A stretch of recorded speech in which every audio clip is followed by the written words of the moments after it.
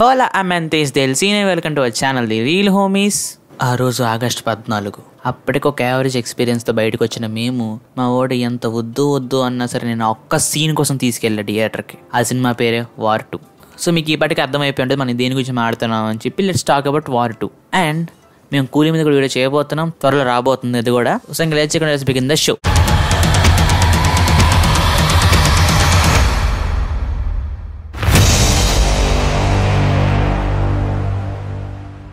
3 పార్ట్స్గా డివైడ్ చేస్తున్నాం. First part వచ్చేసి positives, second point negatives, and third point వచ్చేసి ఈ మూవీని ఇంకా బెటర్గా ఎలా చేసి ఉండొచ్చు అని మాట్లాడుకుందాం. First chapter positives. 1. Story line. War 2కి బేసిక్ స్టోరీ లైన్ అయితే సాలిడ్గా సెట్ చేశారు. స్పై థ్రిల్లర్ జనర్కి కావాల్సిన ఫౌండేషన్ మంచిగా ప్లాన్ చేశారు. ఫస్ట్ హాఫ్లో మిషన్ సెటప్ అండ్ క్యారెక్టర్స్ని ఇంట్రడ్యూస్ చేయడం బాగుంది. ఓకేగా ఇంటర్వెల్ ట్విస్ట్ కూడా బాగుంది. మెయింటైన్ చేయడానికి అటెంప్ట్ చేశారు, బట్ పర్ఫెక్ట్గా వర్క్ అవ్వలేదు. అది కొన్ని అన్నెసెసరీ డెసిషన్స్ వల్ల. 2. Good action blocks. మంచి యాక్షన్ సీన్స్ అయితే డెఫినెట్లీ ఉన్నాయి మూవీలో. యాక్షన్ కొరియోగ్రఫీని అయితే మెచ్చుకోవాల్సిందే, బాగా డిజైన్ చేశారు. కొన్ని యాక్షన్ ఫైట్స్ అన్నవి like Hrithik intro scene Japan బ్యాక్ డ్రాప్లో బాగుంటుంది. అంటే ఆ కట్అవుట్కి తగ్గట్టుగా ప్రజెంటేషన్ అండ్ ఆ ఫైట్స్ని విత్ బిలీవబుల్ ఫ్యాక్టర్గా చెప్పుకోవచ్చు. లాస్ట్ క్లైమాక్స్ ఫైట్కి ఇవి కొన్ని పోర్షన్స్ బాగుంటాయి అండ్ కొన్ని తస్కరించారు. 3. Flashback of Kabir and Vikram flashback portions ని బిల్డ్ చేయడంలో మూవీ టీం బాగా పనిచేశారు. వార్ 1లో మెంటర్ స్టూడెంట్ యాంగిల్ ఆడియన్స్ ని కనెక్ట్ చేసింది. వార్ 2లో కూడా సిమిలర్ ఎమోషనల్ పుల్ కి ట్రై చేశారు. బ్యాక్ స్టోరీలో betrayal, friendship bond and emotional conflict ని మంచిగా చూపించారు. 4. కియారా. సెకండ్ పార్ట్ వచ్చేసి negatives. First point emotional depth అనేది అస్సలుకి లేదు. ఎందుకంటే ఎన్టీఆర్ బ్యాక్ స్టోరీ అనేది మనకి ఇంటర్వెల్ వరకు తెలియదు. ఆ స్టోరీ చూస్తున్నప్పుడు చాలా బాగుంటుంది, మనం కూడా చాలా బాగా కనెక్ట్ అవుతాం. బాగుంది కదా, బాగానే తీసుకెళ్తారేమో అని. వన్స్ ఆ స్టోరీ ఎండ్ అయిపోయిన తర్వాత మనకి ఇంకా కనెక్టివిటీ అనేది మిస్ అవుతుంది. సో ఇంకా ఇంట్రెస్ట్ కూడా పోద్ది దానివల్ల. ఇది ఒక ప్రాబ్లం అయింది. ఏ క్యారెక్టర్ కూడా మనకు అంతగా కనెక్ట్ అవ్వం. సో ఈ టీం మనకి స్టార్టింగ్ చాలా హైప్గా చూపించారు, లైక్ స్ట్రాంగెస్ట్ టీమ్గా. ఎలాగంటే లైక్ ఇప్పుడు కబీర్ అనే క్యారెక్టర్ తన హెడ్ని చంపడానికి కూడా తగ్గకుండా చంపింది. ఎందుకంటే ఈ టీంలో చేరడానికి. ఎందుకు టీంలో చేరడానికి? ఈ టీంని ఎలిమినేట్ చేయడానికి. సో అంత పెద్ద స్ట్రాంగెస్ట్ టీంని తన హెడ్ని చంపుకుని మరి చేరినంతటి వాడు జస్ట్ ఈజీగా లైక్ ఎండింగ్కి అద్దరు కలిసి చంపేస్తూ ఉంటారంట పసా అని. అసలు స్టార్టింగ్లో ఎంత మంచి బిల్డప్ పెట్టుకున్నారంటే కలీ అనే ఒక ఆర్గనైజేషన్కి ఎటో వెళ్ళిపోతుంది, లైక్ ఎన్టీఆర్ అయిపోతాడు అంట హెడ్, ఇంకా ఆయన చంపేస్తారంట ఇండియా వాడిని, ఇంకా రష్యా, పాకిస్తాన్ ఏదేదో అయిపోతుంది సెకండ్ హాఫ్. కానీ క్లైమాక్స్ అయితే పూరా షెడ్కి వెళ్ళిపోద్ది ఆ టీం అనేది. లైక్ మరి డంబేశ్వరి ఎండ్ చేశారు ఆర్గనైజేషన్ ని. మనకి స్టార్టింగ్ చూసినప్పుడు అబ్బో ఇది పెద్ద మోపులానే ఉంది అనుకో, బట్ అది సెకండ్ హాఫ్ కి ఎటో వెళ్ళిపోతుంది. లైక్ స్ట్రాంగెస్ట్ గా ఉండొచ్చు ఈ మూవీలో, బట్ అదంతా ఎటో తీసుకెళ్ళిపోతుంది. మరి డంబేశ్వరి ఎండ్ చేయడం అండ్ ఫస్ట్ హాఫ్ కొన్న ప్రాపర్ సెట్టింగ్ మన సెకండ్ హాఫ్ సరిగ్గా యూస్ చేసుకో పోవడం వల్ల మనకి మెయిన్ విలన్ అయిన ఇది మాత్రం పడిపోతూ వచ్చింది. సో ఇంకా మనం మూవీ ఎండ్ అవుతూ వచ్చేసరికి మనం ఇంకా థ్రెడ్ గా ఫీల్ అవ్వాలి పెద్దగా. ఇంకా అయిపోయిందిలే వీళ్ళు చెక్కేస్తారని మనం ముందు ఫిక్స్ అయిపోతాం, ఎందుకంటే అంత వీక్ గా పడిపోతూ వచ్చింది క్యారెక్టర్ అనమాట. సో అందుకని చెప్పి మాకైతే ఒక నెగిటివ్ గా మారింది ఈ సినిమాలో. Third point songs. మన గ్రీక్ గాడ్ అయిన Hrithik and man of masses NTR ఇలాంటి ఇద్దరు సూపర్ డాన్సర్స్ ఉంచుకుని ఒక మంచి బీట్ ఉన్న సాంగ్ తో డాన్స్ చేపిస్తే థియేటర్స్ అనేవి బ్లాస్ట్ అయిపోతాయి. బట్ ఈ మూవీలో అలా అవ్వలేదు. సలాం అనాలి సాంగ్ విన్నాక నీకు దండం పెట్టాలని అనిపించింది. ఆ సాంగ్ ప్లేస్మెంట్ ఎలా అయినా ఉండని, బట్ ఆ సాంగ్ బాగుంటే కదా మనం వైబ్ అయ్యేది. బట్ ఆ సాంగ్ కి కూడా లీడ్ రోల్ వాళ్ళ బెస్ట్ ఇచ్చారు. అంటే ఆ సాంగ్ కి చూసేలా చేశారు. ఇంకా ఇంకో సాంగ్ వచ్చేసి లవ్ది ఓకేగా ఉంది, బట్ పార్ట్ 1లో ఉన్న లవ్ సాంగ్ అంత ఫీల్ అయితే రీక్రియేట్ చేయలేకపోయింది. ఇంత మిగతావి పెద్దగా మాట్లాడేవి కూడా ఏం లేవు. బీజిఎం ఏదో బాగుంది, బట్ అదే మళ్ళీ కొట్టారు సినిమా మొత్తంలో కూడా.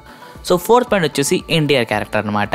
సో ఎన్టీఆర్ లాంటి పర్ఫార్మర్ కరెక్ట్గా యూస్ చేస్తే ఎక్కడికో వెళ్ళిపోతుంది మూవీ రిజల్ట్ అనేది. యూస్ చేయకపోతే ఈ మూవీలోనే తయారవుతుంది. లైక్ ఇప్పుడు మనం చూసిన RRR కానీ, లేదంటే అరవింద్ సమేత కానీ, జనతా గ్యారేజ్ కానీ. సో అది ఆయన పర్ఫార్మెన్స్ అనేది సూపర్ వస్తుంది, బట్ దాన్ని మనం కరెక్ట్గా యూస్ చేసుకోవాలి. లైక్ డైరెక్టర్ జాబ్ అది, బట్ ఈ మూవీలో సరిగ్గా యూస్ చేయలేదు. అండ్ ఎన్టీఆర్ క్యారెక్టర్ నెసెసిటీ కూడా లేదు. అంటే ఎన్టీఆర్ చేయాల్సిన క్యారెక్టర్ ఇది కాదు. లైక్ తనకంటే ఒక మంచి స్కోప్ ఉండదు, ఇంకా షేడ్స్ ఉన్నాయా అంటే ఫస్ట్ ఆఫ్ ఆల్ ఒక ఎక్స్ప్రెషన్ ఉంటుంది అండ్ దానితో బేస్ వాయిస్ ఒకటి. అసలు ముందు నాకు ఎక్కడ ఇరిటేషన్ వచ్చిందంటే ఇంట్రో అప్పుడు సాంగ్ వస్తూ ఉంటుంది, అదేనా ఉంచొచ్చు కదా. దానికి మళ్ళీ వెనక టైగర్ రోర్ ఒకటి. ఊరే బాబు నేను ఇంకా భయపడిపోయింది తెలుసా, లిటరల్లీ చెప్పాలంటే.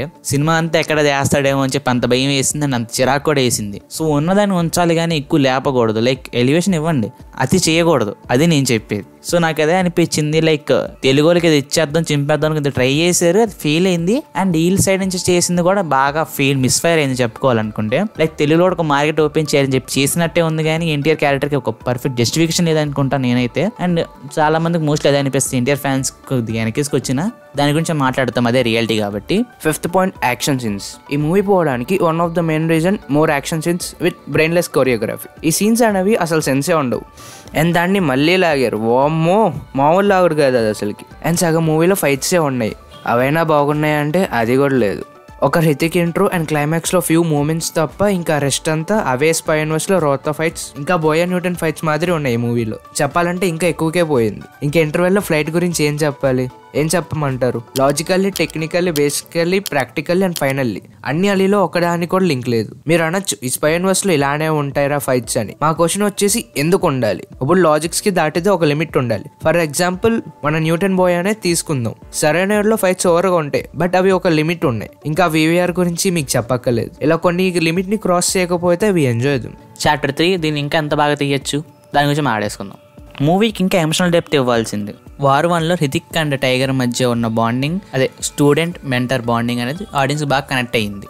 యాక్షన్ సీన్స్ కూడా ఎమోషనల్ వెయిట్ యాడ్ చేసింది. వార్ 2లో అలాంటి ఎమోషనల్ అండ్ పర్సనల్ లేయర్ తగ్గిపోయింది. Spy thriller back drop strong గా ఉంటే సరిపోదు, క్యారెక్టర్స్ మధ్య రివెంజ్, ఫ్రెండ్షిప్ లేదా డీప్ ఎమోషన్ కనెక్ట్ అయ్యి బాండ్ అనేది క్రియేట్ చేస్తుంటే ఇంపాక్ట్ ఇంకా ఎక్కువ ఉండేది.